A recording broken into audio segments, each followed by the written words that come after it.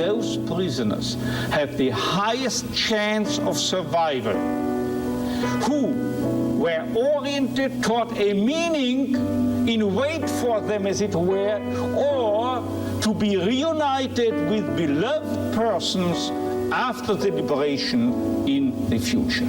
The search for meaning is what has become frustrated. People, our patients, complain of this feeling of meaninglessness, of emptiness. Meaning can be found everywhere, in the smallest hut. On the other hand, you find people who are millionaires and billionaires, and they have no meaning. They kill themselves. Sometimes I'm angry to myself, so angry that for several days I don't talk with myself. Life is a quest for meaning. No single individual did more to amplify this idea worldwide than my grandfather, Viktor Frankl. Hello, my name is Alexander Vesely, and this is a personal work about my grandfather. I have often wondered, what is it about his life, his work and his presence that makes him so recognized and loved around the world? Was it his extraordinary intellect or his joyful quest for life? Was it the keen insight or the humorous twinkle in his eye? Many books have been written about my grandfather's work, the influence his logotherapy and existential analysis had in the fields of psychology and psychotherapy, and his sufferings through the greatest tragedy of our time, the Holocaust.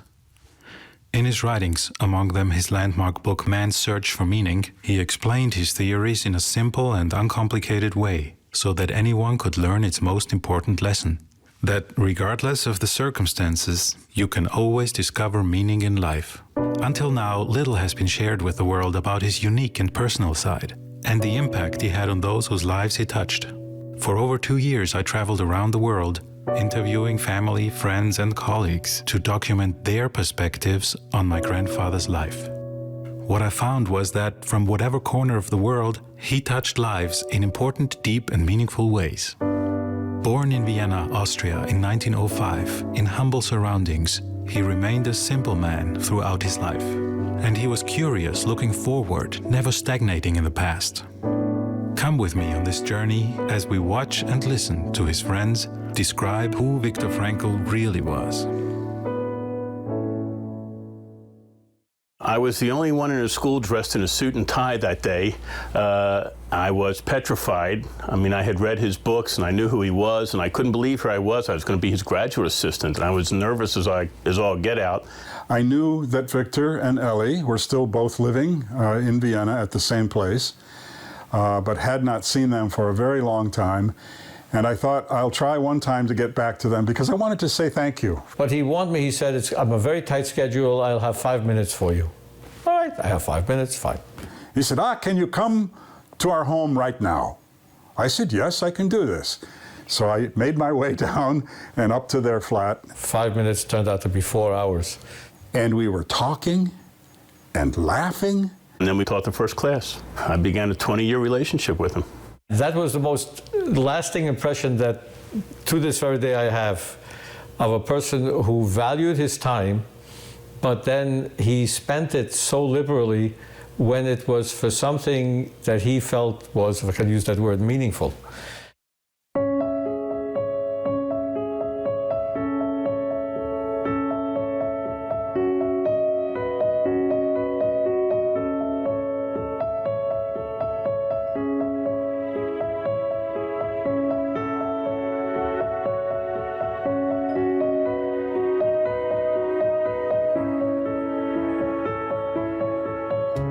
Really, 16% of these students regarded their main goal and concern in life to make a lot of money. I'm quoting literally, make a lot of money. And you know what the top class, the top category, we say category, what do you say? Category was among, you excuse me, but I know I am speaking a marvelous accent without the slightest English. Now, he had a marvelous sense of humor. And I know that his relationship with my father, which was very special, allowed the two of them to go back and forth on different subjects. And it was almost comical to observe, because you wouldn't know if they were serious or if they were just having fun. And then at the end, when they would start laughing, then as you were observing this interaction, you would say, oh, they were just having fun the whole time. He didn't fit into any conventional sense into anything. How do you explain an individual who, when you sit down with him, he takes a pen and he starts to doodle, and in 5 minutes he's giving you a profile of yourself that's as accurate as it comes, you know? A genius with the simplest of tastes and preferences. He was almost like a child. He had a worn-out Ziploc bag. It was as worn out and soft as tissue paper, in which he kept his medicines. He liked the Ziploc bag because he could hold it up to the lights and see through it to the bottles that were there. And I had brought a book in a Ziploc bag for someone who wanted his autograph. And I left the book in the Ziploc bag at Viktor's apartment to pick up the next day after he had inscribed it. He gave back the book, but not the Ziploc bag. And I said, where's the Ziploc bag? And he said, oh, I'm keeping this. And he liked it because it was a nice, new, clear Ziploc bag, and he refused to give it back to me, and had retired this old Ziploc bag. So, of course, when I came back to the States, I bought him a whole box of Ziploc bags and mailed those off to him. But he liked that so much. Again, an example of that simple. He didn't spend money on stuff. He didn't accumulate stuff, and the littlest things would please him and delight him. A Ziploc bag. Come on. Forgive my contradicting a paragraph in the Declaration of Independence. You cannot pursue pursuit of happiness. You cannot pursue happiness simply because happiness must happen. You must let happiness happen. You cannot strive directly for it. You can only fulfill a meaning or love another person and thereby becoming automatically happy. Happiness and pleasure are byproducts, are side effects, but not the real goal, the actual goal of human strivings. We're having this wide-ranging discussion, and he's talking with me about his times with Adler and how he was a protege of Adler and then didn't stand up for Adler at a meeting that they had at one of the coffee houses, I believe, and how he was excommunicated, so to speak, from the coffee house culture. So we're having these discussions about, and I turned to Ellie over dinner. I turned to Mrs. Frankel and I say, you know, I'm so sorry. You must have heard these stories many times before. And she says, oh no, some of these stories I'm hearing for the first time. And I realized that we're having this Herculean struggle on the subterranean level. And as we're having dinner, I'm trying to make him feel good about who he is. And he is working to make me feel good about who I am. And I'm good at this. And he has me outclassed. He's just so good at this. He had been blessed with a gifted mind. His spirit was very rich. He was an intensely humble human being. And he used those gifts to enrich and help humanity.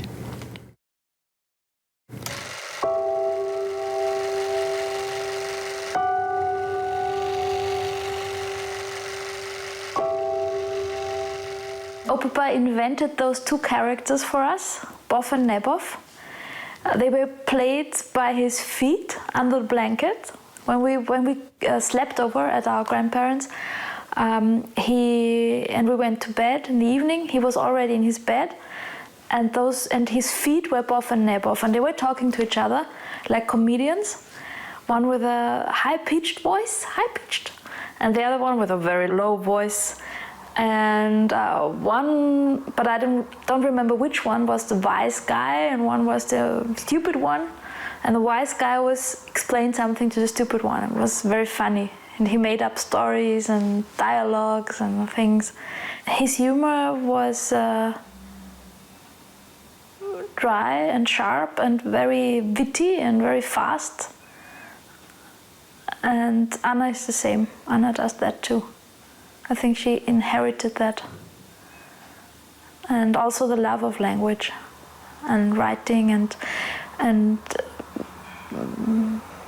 putting complex idea in one simple sentence. There's certainly no one who is spared with unchangeable situations. Perhaps for a couple of months unemployment, and still life retains a meaning. What we need, you see, is not bread alone. And what the unemployed need is not welfare alone. They need a meaning, and a meaning can be found everywhere in the smallest hut. On the other hand, you find people who are millionaires and billionaires, and they have no meaning. They kill themselves. I like to remember the way in which he used the questions posed to him by interviewers for his own purposes. And his purposes were always therapeutical.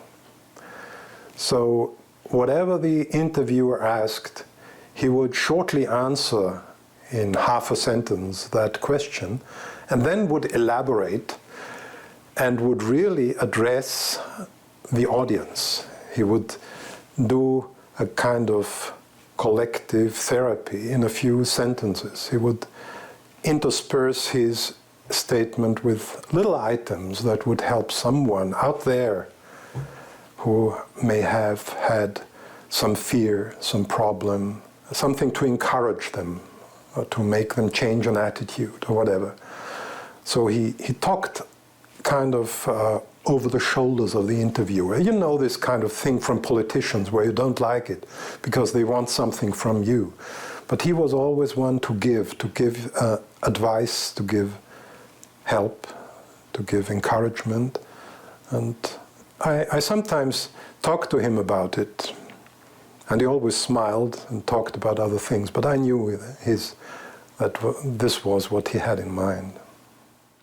When I was a student, a second-year student, I think, or first-year student, I guess, one of the things he did, and I found out he did this with a lot of his people who we thought were promising students, is he would bring you up to his office to open the mail with him. And when he opened the mail, you would open the letter, you would read it to him, and then he would say, "How would you respond?" And then you would discuss the response, and then you would write it up. And when I was there, I would type it up for him, but many times Ellie did it too. And you could see the focus. You could see him thinking beyond the question into the meaning of the question and where was this person going with this question. And when he answered it, he answered not only the question, but the whole intent and the whole final road of where the person was going. And he was very, very serious, and he took such pride in his work, and he didn't want to be misunderstood, and he was so precise in his writing, and yet he had these complex things, as I said, in these very simple ways.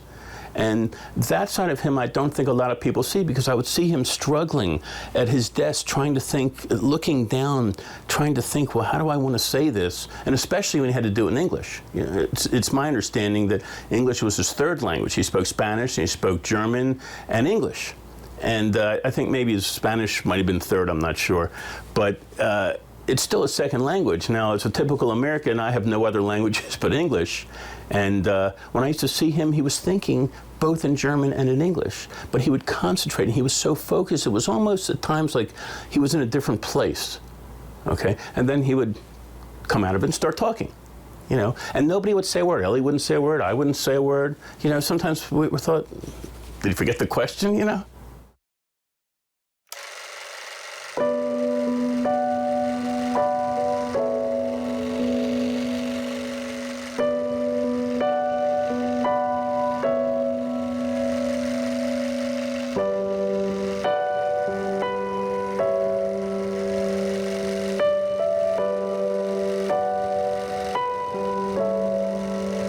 He has an American pilot license, and he was in his 70s when he got it, and that's no simple thing to accomplish. And he loved the flying, and we got Dr. Frankel and put him in the cockpit in the left-hand seat, but his feet wouldn't reach the rudder pedals. We had to shove the capsule all the way forward. He held me in great respect, which I didn't deserve, really, simply because I was a pilot in World War II. But what he went through is, I wouldn't have traded places with him, so I wasn't a hero, he was a hero. But that's how he saw it. I said to him, Dr. Frankel, I've always been puzzled. I just don't understand. He had been talking a little bit about the war and that kind of stuff. I don't understand how in the world people could do what they do in a wartime. We kill one another and blah, blah, blah, blah, blah. And I said, it just seems to me, my answer all these years have been, it seems to me that man has the capacity to anesthetize his conscience, and therefore that's why he does these weird things. He's anesthetized his conscience. And I believe that until I talked with your grandfather, and he said, oh no, he said, I would never teach that. You cannot anesthetize your conscience. What you can do, and what man is capable of, and what he does do, is he anesthetizes himself against the voice of his conscience, but that conscience is always cooking. He had a passion about logotherapy not being misunderstood. This is something that I saw in him all the time.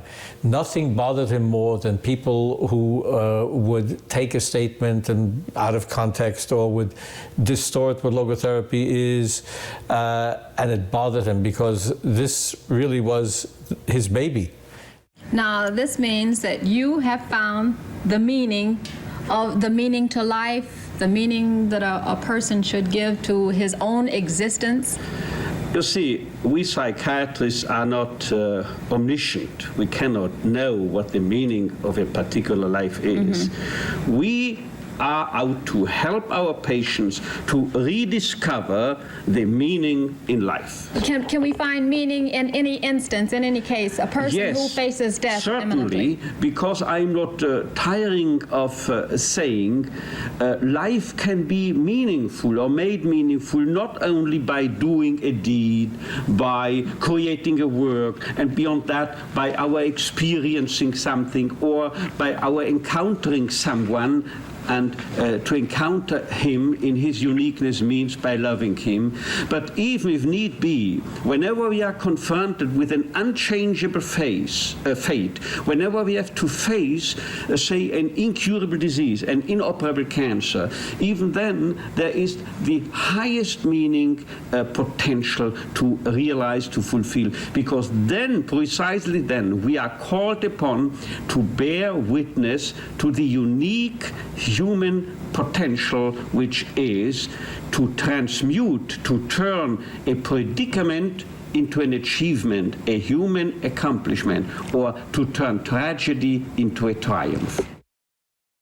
He is full of humor, and he laughs well, and he could understand any person deeply. To the spiritual level, existential level, he can understand in the short while, he can understand. He could make tuning in to me and probably to other patients. This is his power, I think so. A friend of mine, Barbara, she was a medical doctor, a young medical doctor. She was suffering from a common type of cancer, which was to be treated very well.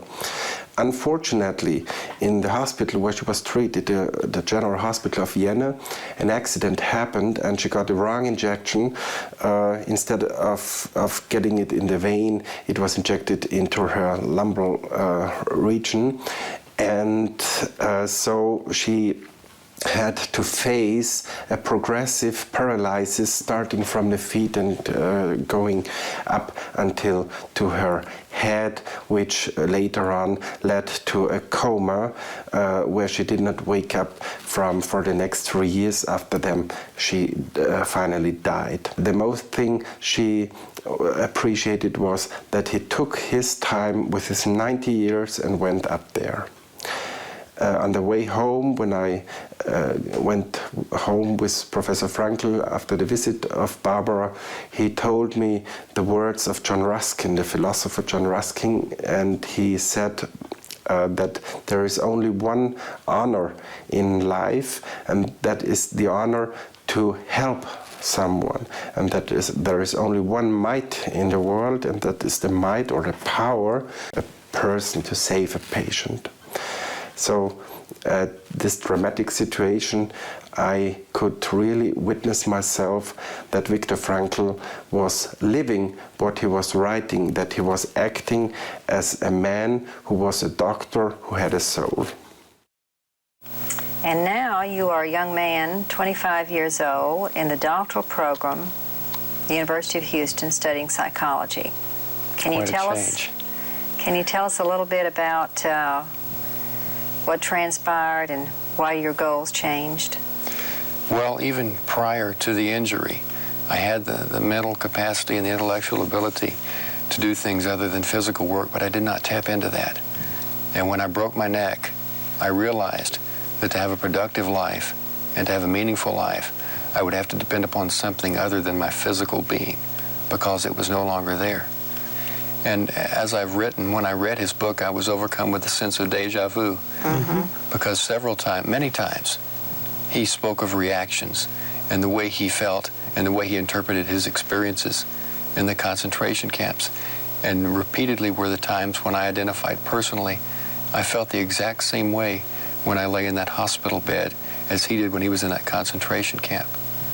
And so I wrote him a letter, and much to my amazement, he wrote me back. Very, very applauding and very, very meaningful letter. And therein began a relationship and a correspondence and a professional respect, which has continued and mushroomed into today's events. Jerry was a 18-year-old high school student in Texas who was a very talented baseball pitcher. And out of high school, he threw a baseball fast enough to earn himself a major league tryout.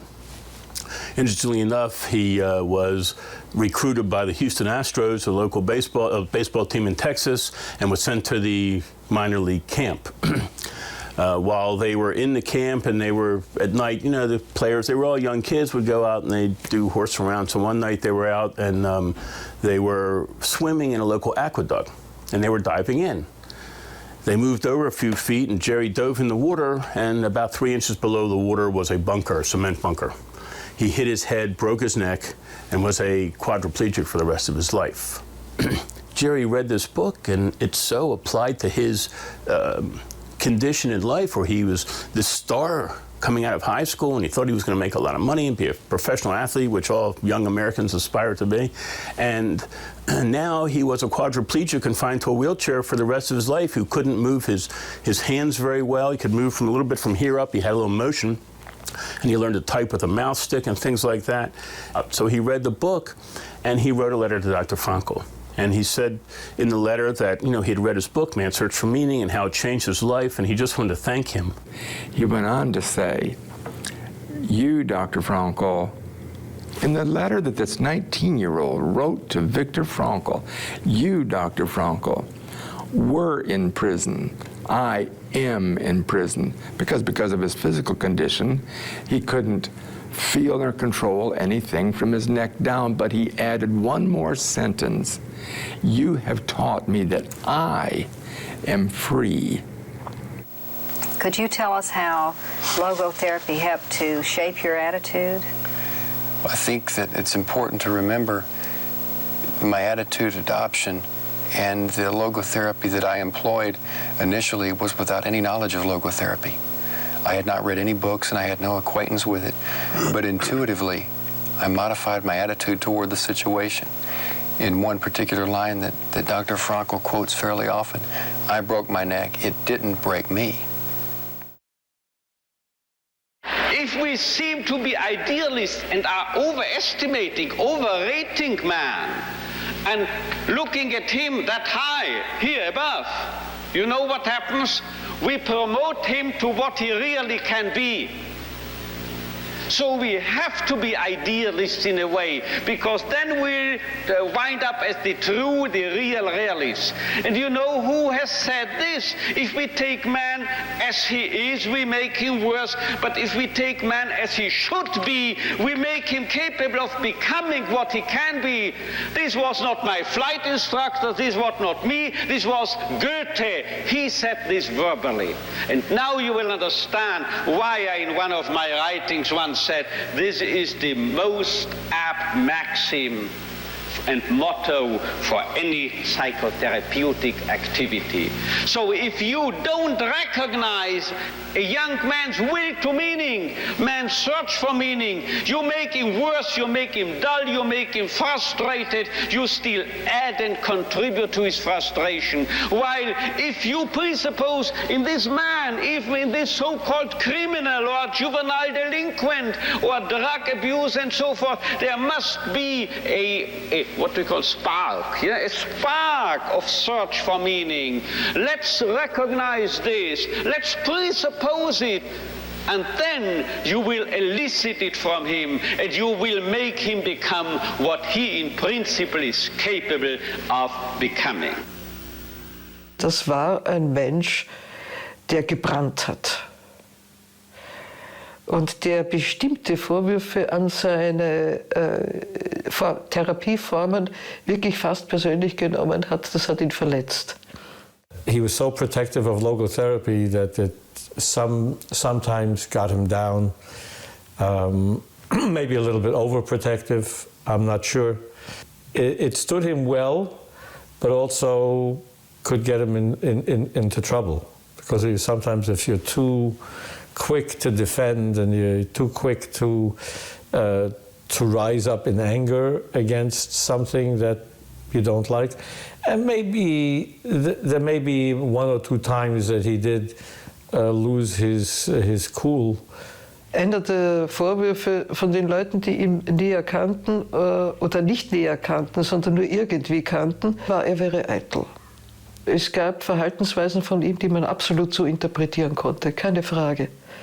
Aber wenn man sich überlegt, wie die Analytikerszene damals auf ihn reagiert hat, er war in Amerika ein berühmter Mann und in Österreich nur angefeindet und fast totgeschwiegen, dann stand er hier wahrscheinlich mit dem Rücken zur Wand. Aber er hat sich schon auch kritisieren lassen, wenn man mit Niveau und mit der Fähigkeit des Zuhörens herangegangen wäre, nicht? Was er, glaube ich, nicht gern gehabt hat, wenn irgendjemand einfach etwas dahergeworfen hat, etwas Kritisches, ohne einen eigenen Gedanken dem entgegenzustellen. And he was a very private person, a very shy person. For a man who was constantly in the spotlight, he didn't really like that. There were times when he didn't understand what all the fuss is about. He'd be speaking to 2,000 or 3,000 people somewhere, and you could see he's like, what do all these people want with me? And people would walk up to him. I understand one time in Brazil, I think it was Brazil, he told me that when they came out of an elevator, people mobbed him so that they literally ripped Ellie's blouse off. And he couldn't understand that. He couldn't understand. I mean, he knew he had something important to say, and he wanted to say it, but he had no idea the impact it would have. I remember the story about when he wrote Man's Search for Meaning in German the first time, and forgive me, I don't know the German for it, but the translation was From Death Camp to Existentialism. And the first edition is published anonymously because he didn't think that he should get, in essence, fame or fortune for helping people with something that was such an important thing. It wasn't until his friends and family said to him, listen, people want to know who was saying this stuff. They need to know who to write to, who to contact, who to learn from, that he reluctantly agreed to put his name on it. And I think after that, he was sort of always uncomfortable in public because wherever he was, people were walking up to him. The chief proponent of logotherapy is Viktor Frankl. And his writings in the United States are accessible to all people, both professionals and the public.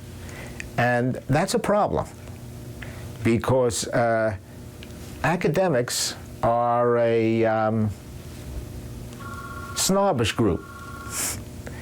And he was very good at giving analogies, making things understandable. That was his problem. He made things too understandable, made things accessible to everybody. And you don't do that in academics. If everybody can understand it, if you don't have the exclusive key, then you move on.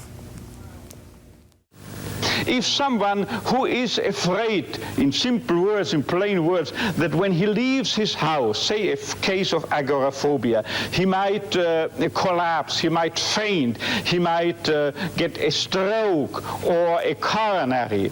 And if this man who is plagued by this anticipatory fear, and that fear which causes the whole circle formation, if he now does exactly the contrary he had been doing all the time, insofar as he from now on tries, if he for a moment only, the tongue in his cheek, to wish precisely what he had been afraid all along, at the same time, as I put it before, the wind is taken out from the sails of his anxiety.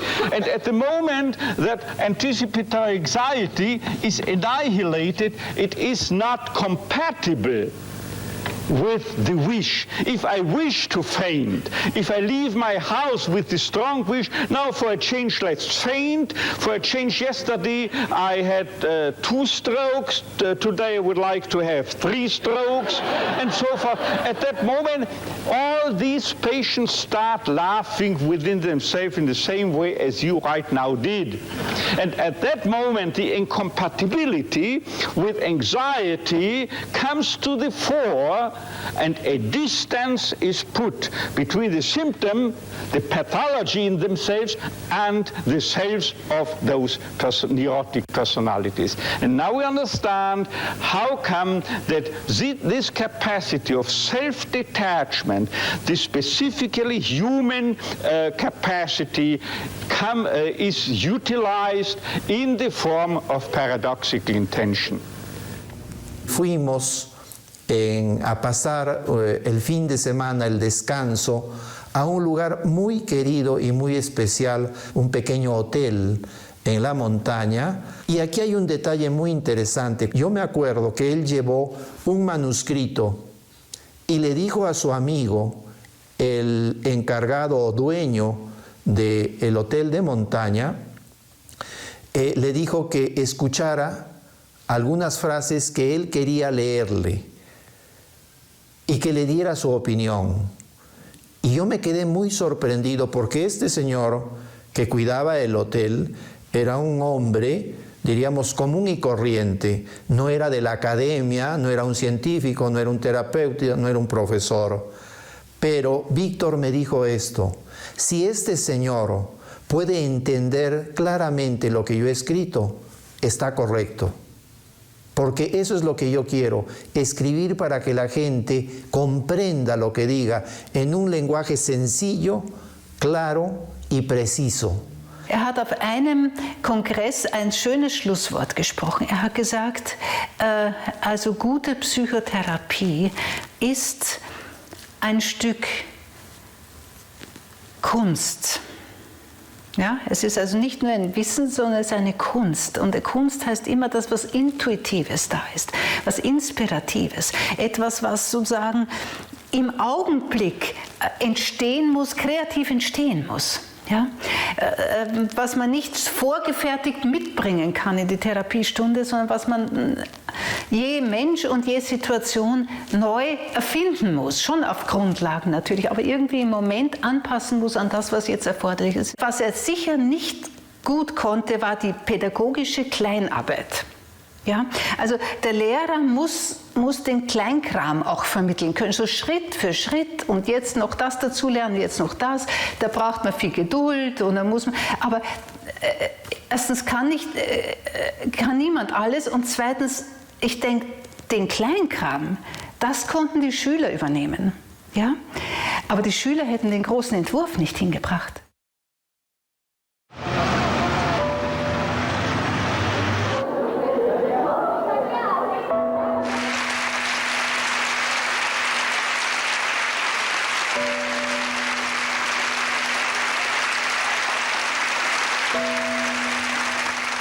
Son muchas las experiencias impactantes de Viktor Frank en sus visitas a Buenos Aires, pero una que pinta muy bien la humanidad, la persona, la generosidad y la disponibilidad de Viktor Frank se dio cuando también era habitual que nosotros hiciéramos esto con escasos recursos económicos.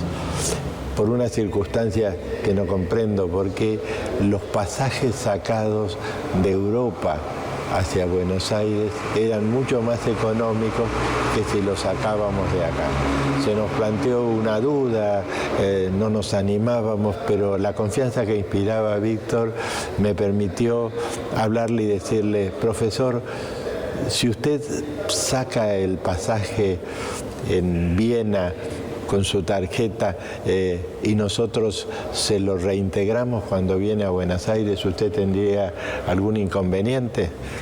De ninguna manera, no tengo ningún inconveniente.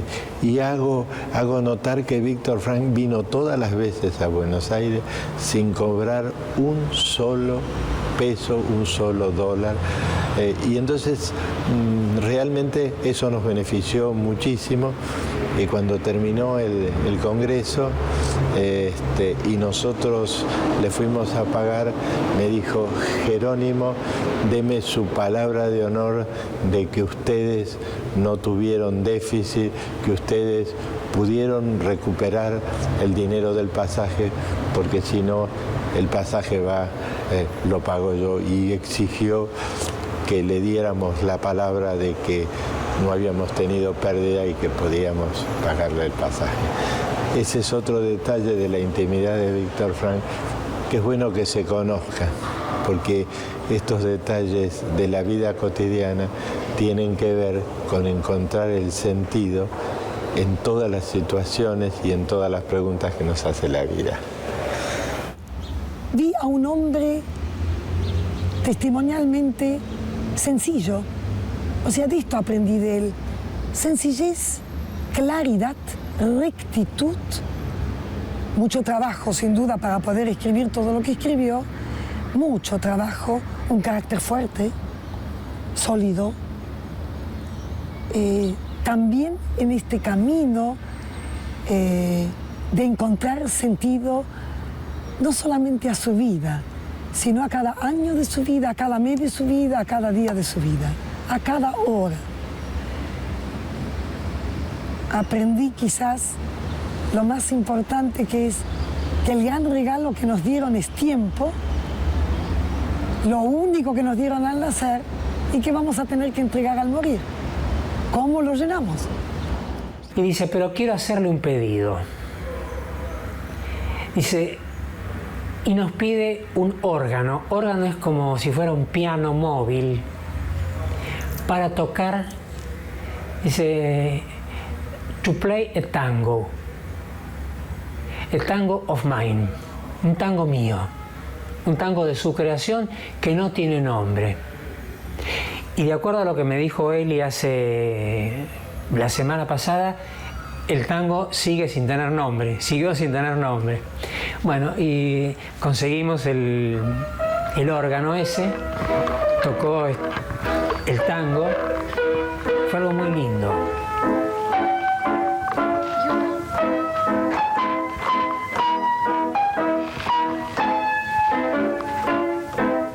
En Río de Janeiro, la traductora empezó a fallar, se levantó y se fue. Se levantó y se fue. Entonces una señora del público sube y dice: yo lo voy a traducir. Voy a poner mi mano atrás y cuando baje el dedo es señal de que no entendí. Al principio estaba bien y de repente empieza a bajar el dedo. Hasta que en un momento determinado Viktor estaba hablando de Auschwitz y ella dice, no puedo traducir porque no entiendo. Entonces Viktor se da vuelta y le dice, no entiende Auschwitz porque usted no estuvo allí.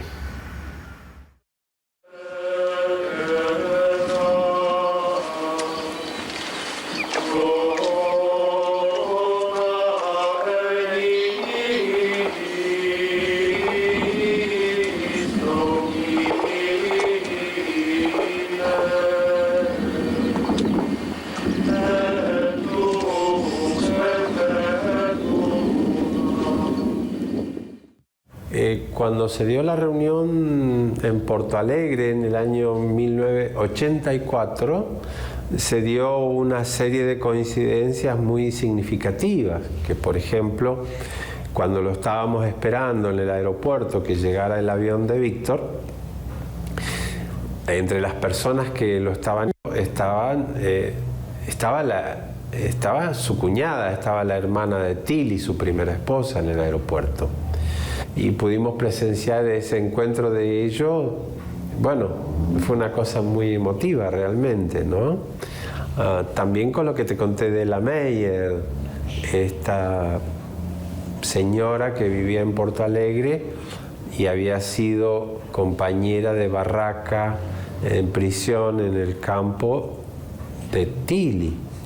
Esta mujer que era una enfermera de urología y contaba detalles de la convivencia, de cómo era Tilly, de cómo Tilly hablaba de su esposo, del cual estaban separados y no sabían nada el uno del otro. Estoy totalmente seguro de que es cierto que estuvo con Tilly por una frase que Elia Meyer decía que Tilly repetía en relación a Viktor. Tilly decía que Viktor en el campo de concentración iba a sobrevivir porque él tenía hambre de acá y se tocaba la cabeza y no tenía hambre de acá y se tocaba el estómago. Y para los que conocemos toda la trayectoria vital de Viktor, desde niño, desde jovencito, esa avidez del conocimiento, su inteligencia dirigida a conocer más, mejor, explicar y todo lo demás, era claro que Tilly había captado esa dimensión existencial de Viktor, de la búsqueda del conocimiento y casi como una especie como de desprecio por lo físico. En las barracas tenían muy poca higiene y muy poca limpieza y era todo un desastre. Y Ella Mayer decía que Tilly había bebido agua del piso.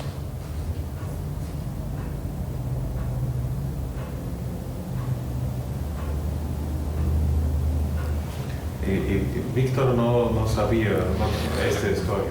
No, por lo menos yo se la conté a Eli y le pedí que no se lo dijera al profesor.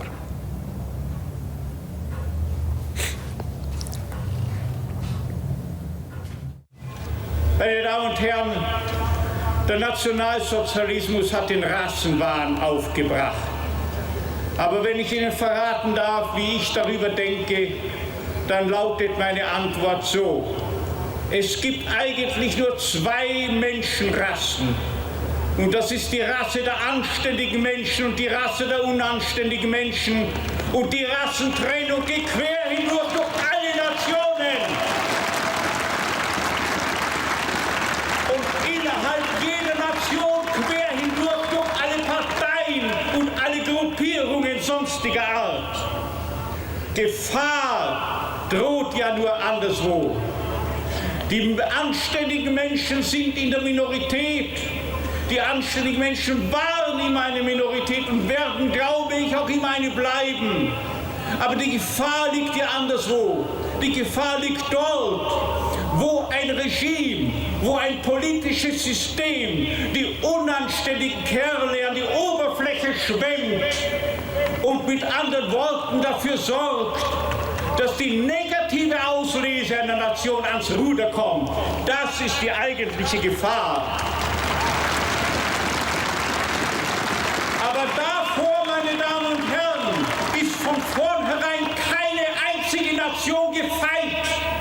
Und in diesem Sinne wage ich die Behauptung, dass grundsätzlich jede Nation holocaustfähig ist. Gustav Baumhackel was a neurologist in Vienna, as Viktor was before Hitler. And during the Nazi era, the Hitler era, Baumhackel had joined the Nazi Party, as many, many citizens did, even without ill intent. So it was in a way the thing to do. And during the war, because Baumhackel was a Nazi Party member, he was in full practice of neurology. After the war, he was unemployed because he had been a member of the Nazi Party. And Viktor told me that I should meet Baumhackel and interview him, talk with him, which I did in Baumhackel's home.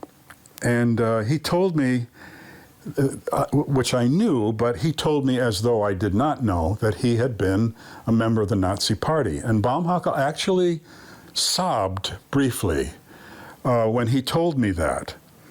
And he said, so after the war, I was alone and unemployed, and someone told me that Viktor Frankl, who had survived the concentration camps, was now head of neurology at the Polyclinic, and perhaps I could talk with him to see if there was some kind of work that I could do. And he said, Viktor Frankl gave me a little bit of friendship when I had almost none, and gave me work to do in the Polyclinic. And I will never, ever forget what he did for me at that point in time. Baumhackel, for 50 years, every Christmas, brought flowers to Viktor and Ellie at their flat without fail. Decades of this.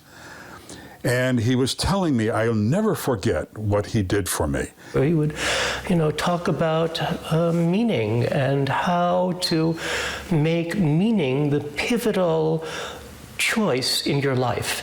So either it was meaningful or it wasn't meaningful. And if it wasn't meaningful, it wasn't worth considering and it wasn't worth doing.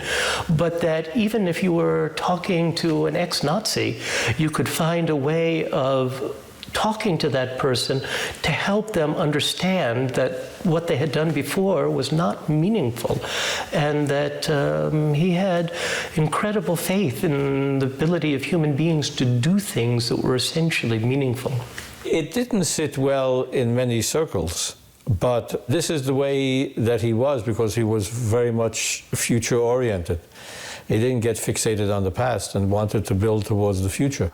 And he said, anyway, I didn't do anything that special for him. He didn't get paid, but I allowed him to see patients at the Polyclinic. And I said, yes, but for him, this was an unbelievable gift that you gave him. And he said, yes, but it was nothing special. So Viktor and I are kind of arguing. And I said, you can't take away from Baumhackel his gratitude to you for what you did for him. He accepted that. And then said again, but why should I not have done this? And I said, but then Baumhackel had said to me, Frankl had just come out of the concentration camps. Viktor's defiant. He goes, so what?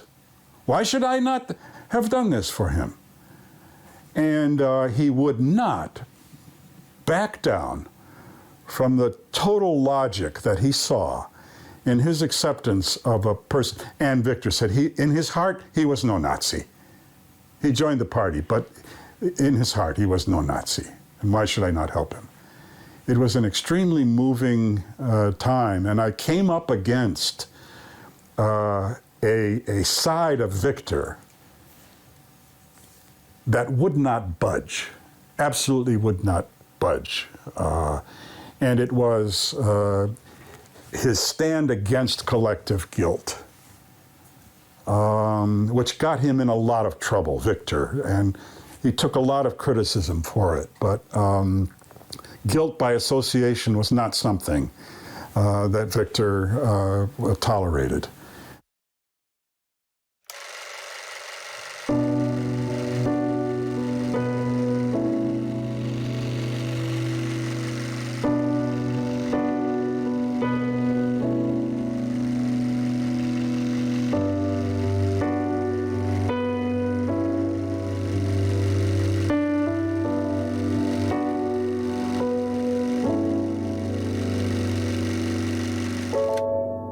Es war das Klettern für mich immer ein Traum, der aber durch ein väterliches Verbot jahrzehntelang blockiert war, und ich war in diesem Sinn ein folgsamer Sohn. So recht habe ich mich auch nach dem Tod meines Vaters nicht an das Klettern herangewagt. Und Viktor wusste von meiner Sehnsucht, und ich erinnere mich, dass wir eines Nachmittags im Schrebergarten gesessen sind, in der Gegend der alten Donau, und er mir sagte, und morgen kommst du mit auf die Rax, da gehen wir jetzt klettern.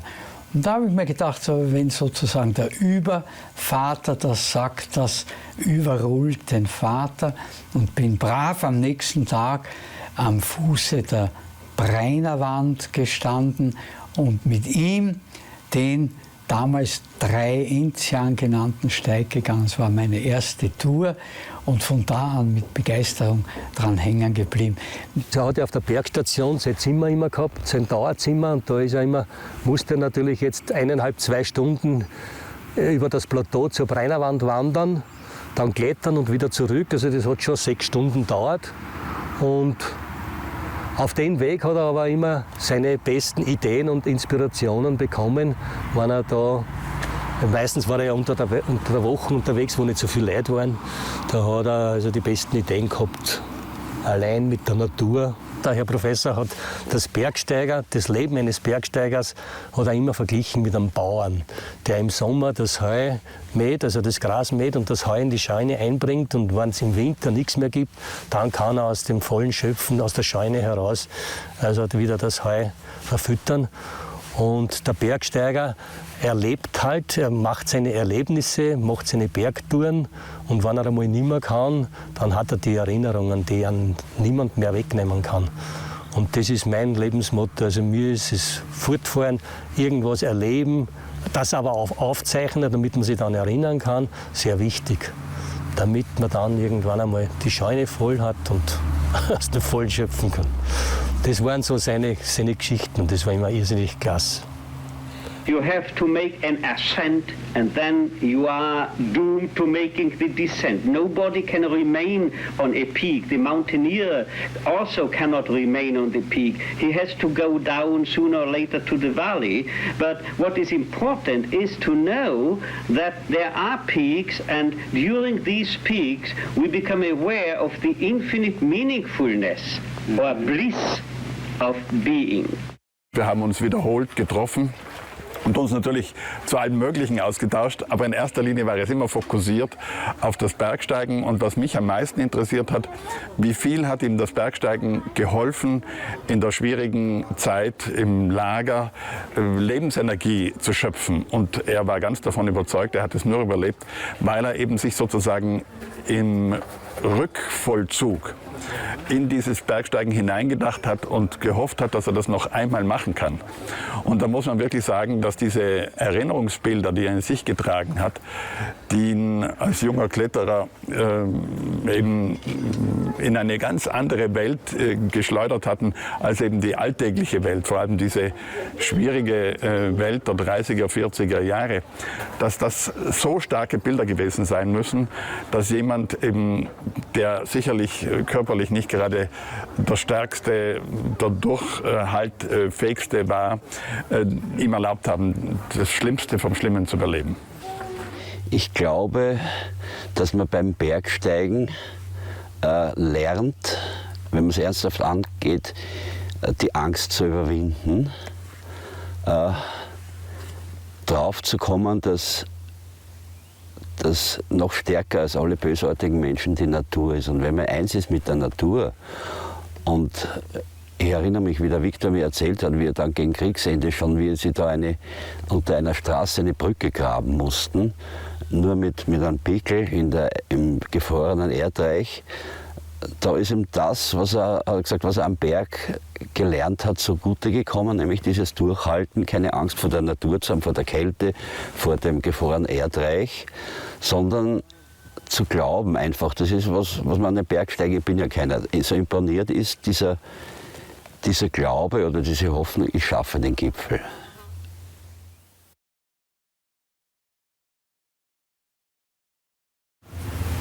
come posso dimenticare il tempo che abbiamo trascorso insieme nella Otto House al Monte Rax, e una sera mi fece vedere un libretto dei Salmi, ovviamente senza volersi mettere in mostra, ma solo come testimonianza personale della sua fede, e mi disse: ecco, io ogni sera prendo un salmo, lo leggo, sottolineo una frase che mi sembra più significativa e mi fermo a pregare su questo salmo. Per me questa è una delle testimonianze più belle, una religiosità semplice, una religiosità non artificiale, una religiosità che fa riferimento alle origini della fede dei suoi genitori, della sua famiglia, e soprattutto un rapporto con Dio al di là delle formalità esterne.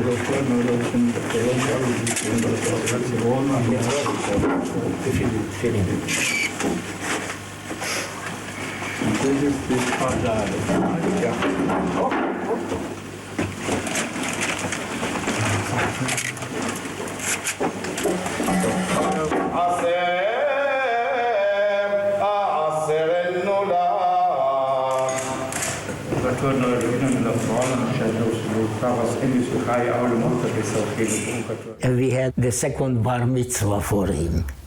And we arranged, the surprise was that it wasn't a simple bar mitzvah. It was done in the synagogue inside the wall. And of course, you have to be well prepared, you have to know the blessings, but he knew it by heart. It was always amazing for me, for someone who was, as you know, so well known in the world and so busy and constantly working and writing, but he remembered whatever he had so many years ago back in his childhood. Recuerdo que una tarde, durante un paseo en Viena, habíamos decidido ir a visitar su casa original en Czerningasse 6. Fuimos conversando durante el camino, nos detuvimos en la puerta y yo sentí que Viktor dejaba de hablar y como una emoción especial. Y me dijo: ve tú por delante, y él fue detrás de mí. Y entonces se quedó abajo, y yo subí solo la escalera hasta el número 25 y tomé las fotografías y me quedé en silencio, y él se quedó abajo. Cuando yo bajé, siempre me tomaba del brazo y me dijo: esa ya conoces, esa fue la casa de mis padres, de la que yo salí y nunca más volví a esta casa. Y en ese momento comprendí que era algo muy especial para él, porque sus ojos brillaron, se le llenaron de lágrimas. Sabía cuándo estar en silencio, y cuando eran momentos así emotivos que tenían que ver con su historia familiar, dejaba las palabras y eso era todo.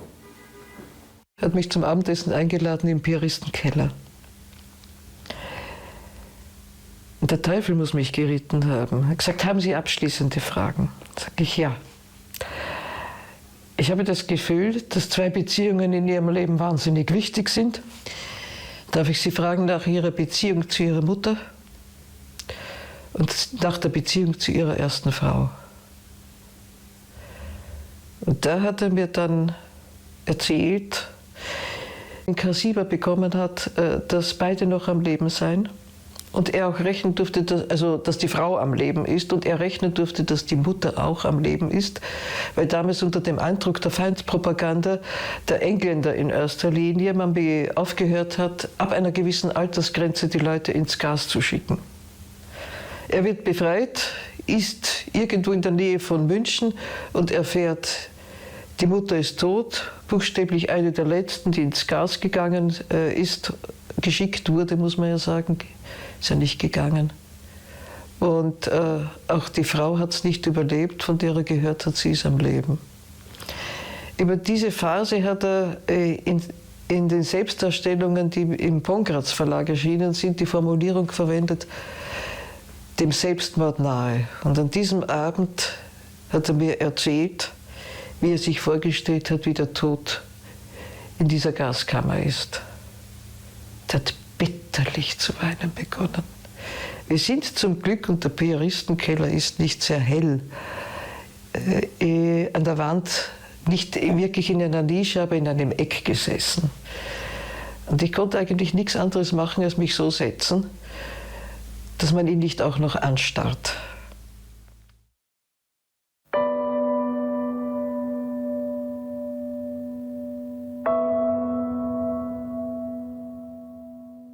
At the end of the war, they were death marching the concentration camp inmates and condensing them into various camps, and then they would destroy the old camps so there's no evidence of war crimes. And in the last camp he was in, I think it was Turkheim, I'm not sure, near Dachau, and they had marched him into the camp, but there were different inmates from various camps now. And one morning he gets up and he looks over and someone had smuggled in a set of tefillin, the Jewish prayer boxes that Orthodox Jews use when they do their morning and evening prayers during the week. And he saw this man get up and say the prayers and put on the tefillin, and when he was done, Dr. Franco asked the man if he could borrow his tefillin to put them on. He just had an urge to do this, and he said, I hadn't put on tefillin since my bar mitzvah when I learned how to do it, but I just felt like I wanted to do it. And he asked the man, he had to kind of remind him how to put it on, and he put it on, and he said he was so weak he couldn't remember any Jewish prayers. So the only thing he could remember was the Kaddish, which is a prayer that affirms the importance of life at a time when people die. People commonly refer to it as a prayer for the dead, but it's really a very life-affirming prayer. And it's the only thing, but all Jews know this prayer. And it's the only thing he could remember by heart. So he got up, put on tefillin that day, and said Kaddish. Well, if you talk about divine intervention, that afternoon the camp was liberated by American soldiers. And he told me that for the rest of his life, he got up every morning, put on tefillin, and said Kaddish. Viktor's concept or his experience of God was on such a grand scale that the barriers between people and the barriers between religious groups were irrelevant to him. He was sorry for them, never wanted to be partisan or denominational or sectarian. And he moved among friends of all sorts of religious backgrounds and of no religious background. It was a level field for Viktor and other human beings. Not looking down on people because they were religious, not looking down on people because they were not religious. This acceptance, I think, was connected to a very deep personal faith that he had. In fact, as I recall it, near the end of his life, he was invited by the Rafsanjanis in Iran, where you have a Shia Muslim majority, to come there and give a lecture. Viktor was not well enough to make the trip, and so this did not happen.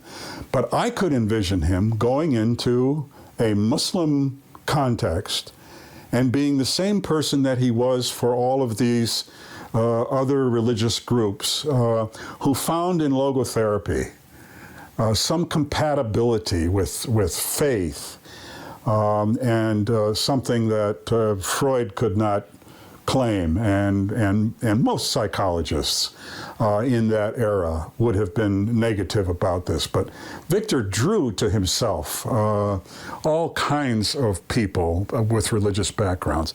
But we don't leave the level of our scientifically oriented theories. We don't step into the field of theologians. We just remain open, or if you prefer, neutral. As a psychiatrist, I have to see to it, I have even to insist on it, that this theory and practice remain open, so that each psychiatrist, the agnostic as well as the religiously oriented, can use logotherapy for the benefit of his patients, and more than that, that each patient, the atheistically oriented as well as the believing patient, can benefit from logotherapy, that it be usable in the hands of each psychiatrist and applicable to each patient. Once he told me about his genius, let's say it, I think he was a genius. He told me, you know, Mr. Mori, I don't think I'm a great thinker, but I always try to think consequently to the end. Somehow. So he meant that it's not important to think in a very complicated way, but to look forward to some let's say, endless future, so to speak. What I really learned is staying curious all the time and keeping that curiosity and trying new things all the time, and also I keep dragging people out of self-pity. Seine größte therapeutische Stärke war seine Glaubwürdigkeit. Die Einheit von dem, was er gelebt hat und gesagt hat. Diese Einheit. Wenn diese Einheit nicht da ist, dann können Sie die schönsten Worte sagen als Psychotherapeut, es kommt nicht an. Aber diese Einheit, also er hat eine absolute Glaubwürdigkeit gehabt, weil er stand für das, was er gesagt hat. Er stand selbst für das. Er hat sich selbst abverlangt, was er anderen abverlangt hat. His teachings have invaded my heart, not just my intellect. So I have found he changed everything.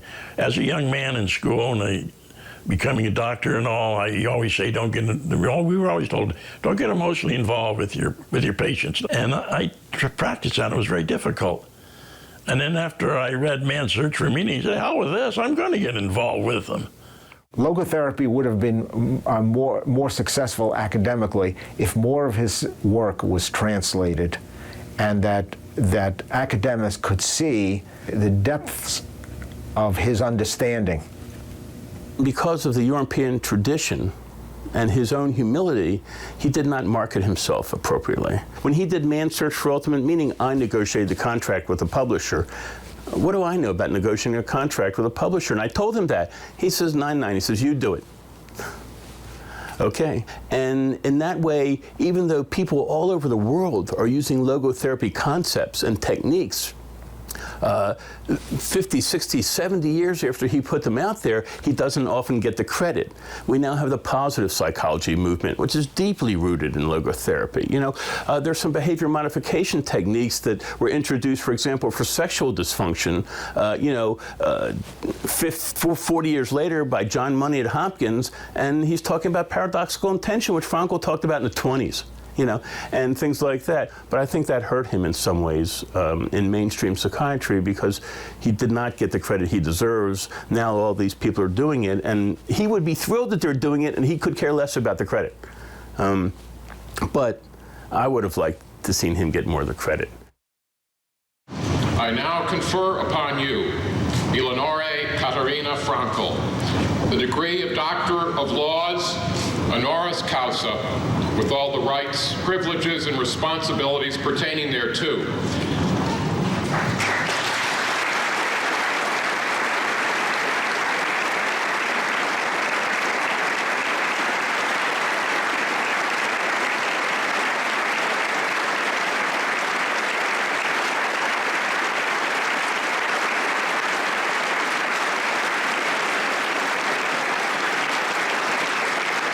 Ellie had worked in the background for all of these years and had never been recognized for her work. The president of North Park was positive about this, and so we invited Viktor and Ellie to come to Chicago, each of them to receive an honorary doctorate. To my surprise, Viktor wrote to me that he could not accept a doctorate from North Park because this was the first time Ellie is recognized, and so he would accompany her to Chicago, and she could have the honorary doctorate. He did not want to diminish this honor for Ellie. And so it was the first time after more than 90 trips to the United States where he was lecturing, and she would accompany him in the background.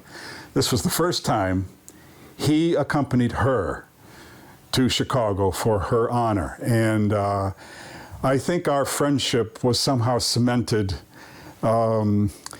maybe because I recognized Ellie and how important she was in his life and in his work. The audience rose to its feet for a long, long ovation. And during this ovation, we have to remember that Viktor is virtually blind here, very little vision left.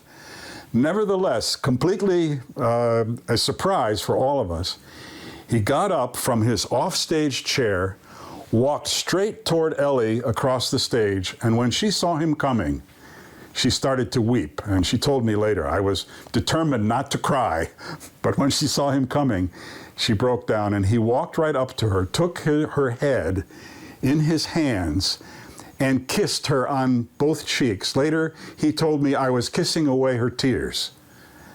And I am sure that there was not a dry eye in that 2,000 people watching this when he came out and recognized her himself as she was being recognized. I remember Viktor saying to me one time how much he loved Ellie, and I remember a remark he made that stays with me where he said, I never received a glass of water from her that had any moisture on it, which to me meant that she took loving care of him and made sure that she met his needs. And she was wonderful, the way she was able to work with him and type his letters and correspondence.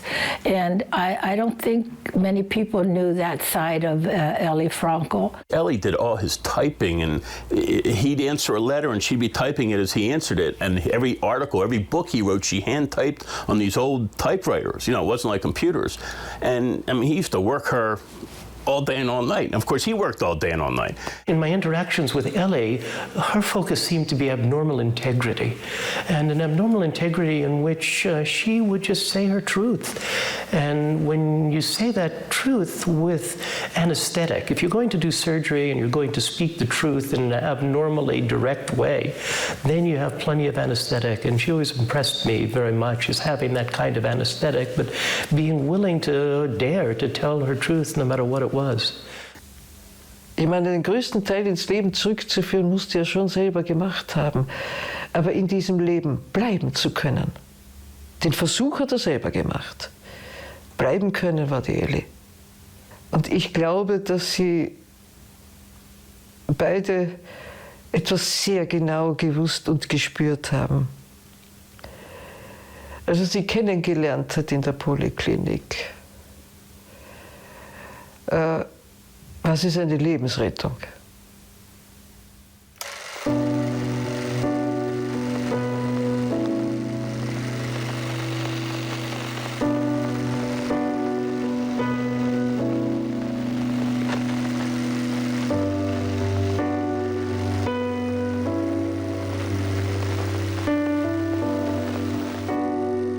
Ein kurzes, aus meiner Sicht unvergessliches und klassisches Bild ist gewesen, als es klar war, dass eine Operation versucht werden wird, also eine aortokoronare Bypass-Operation, die die Durchblutung des Herzens verbessern kann, ja, ging es in Richtung Operationssaal. Und von der normalen Bettenstation. Und da war das Bett, da lag er drinnen Und da waren natürlich einige Menschen, Ärzte, Professoren, ich war auch dabei, dann war die Elli dabei, auch der Franz Wessely meiner Erinnerung nach. Und wir fahren alle ziemlich schnell und zügig in den OP, weil wir durchaus gewusst haben, es ist auch ernst. Und der Viktor liegt im Bett und sagt mit lauter Stimme, die Situation entbehrt der Tragik, nicht? Und ist also mit lauter und fröhlicher Stimme. Und ist also in diesem, das war eigentlich das letzte Bild oder eigentlich das letzte Wort, der letzte Satz, den ich von ihm gehört habe, bewusst, denn nach der Operation war er einige Tage auf der Intensivstation, aber immer im Tiefschlaf. Und das war sozusagen das letzte Bild und der letzte Satz, den er uns dort geschenkt hat, möchte ich sagen. Viktor's family, those who survived the Holocaust, are buried in Central Cemetery in Vienna, again in a Jewish section of the cemetery, which, by the way, is very poorly kept, and the bombings, the damage from the war remains there. Ellie's family buried in the Catholic cemetery on the other side of the Danube. And I learned in the conversations that when Viktor and Ellie died, they would not be buried together. That Viktor would be buried in the plot with his family. And by the way, the marker there names the members of his family who were lost in the Holocaust, who were killed in the Holocaust, in memory of them. And Viktor was to be buried there with the parts of his family who had already been buried there. And Ellie would be buried in the Catholic cemetery. And I said to them, so, you are born separated by the Danube, separated by religion, separated by class, separated by education. Ellie was a home economics major in high school. Viktor, MD, PhD, honorary doctorates. So much separating the two of them. And then I said, at the end, you're separated again. And Viktor says, I don't give a damn where we are buried. No one can take away from Ellie and me the life that we have spent together and all that we have done together. This we keep, and I couldn't give a damn about where I'm buried, or we can't be separated. Again, that defiant attitude, and Ellie is agreeing. Sitting there nodding, yeah, this is right. Where we're buried doesn't matter. What matters is the life that we've lived together.